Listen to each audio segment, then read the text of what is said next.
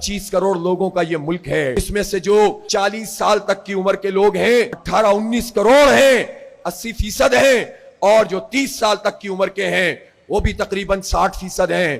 तो ये तो नौजवानों का मुल्क है, नौजवान लड़कों लड़कियों बच्चों और बच्चियों का मुल्क है। इस मुल्क के इन नौजवानों को आप सबको उठा के बाहर नहीं फेंक सकते। ये क्या करेंगे? इनको मायूस कर दोगे और फिर इनके जिस्मों में जहर उतारने लगोगे।